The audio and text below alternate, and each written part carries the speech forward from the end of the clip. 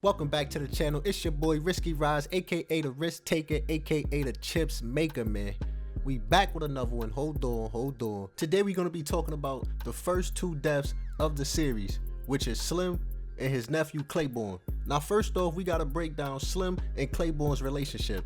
As y'all know, they are nephew and uncle, Claiborne being Slim's older sister only child, so of course he had to look after him while he was growing up. Now, Slim always wanted Claiborne to stay out the streets, but you already know how that shit go. Niggas gonna do what they gotta do.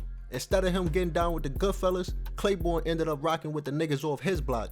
And to be honest, the rest was history. Now we gotta talk about what block was Slim from. Now, Slim was from the same block as Frankie, T-Man, and Scrap, and also Terry. So of course, he grew up with all of them. Slim was a well-respected nigga for Willow Street, and he also put in a lot of work for the Goodfellas, but we gonna get into that in just a second. Now we gotta break down Slim and Frankie's relationship. Now, of course, they around the same age, so they really done seen some of the same shit.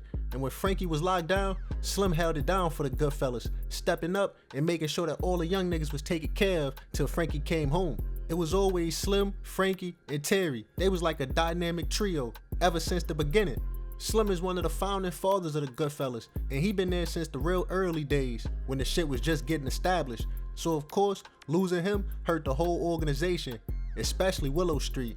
They done really lost a real member, and after some shit like that, you know ain't no turning back.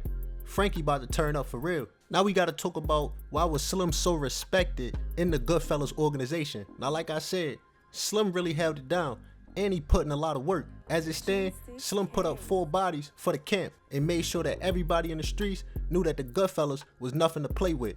Some was a real hitter. Slim then put up points from Riverside all the way to Parkside, covering the whole Ville. Everybody knew Slim was the real deal, so him dying really shocked the streets. Now we gotta talk about where was Claiborne from. Now, Claiborne comes from another block in Riverside, Antonine Street. Now, Antonine was a block full of young niggas that was really living in the shadows of the Goodfellas, and up until now, they ain't really had their own name. Claiborne being one of their youngest members, when he passed, the shorties really start turning up. As we seen, them niggas reckless right now, and ain't no telling when they gonna slow down. Now we gotta talk about Claiborne and Lil Mitch's relationship. Claiborne and Lil Mitch was like best friends, doing everything together.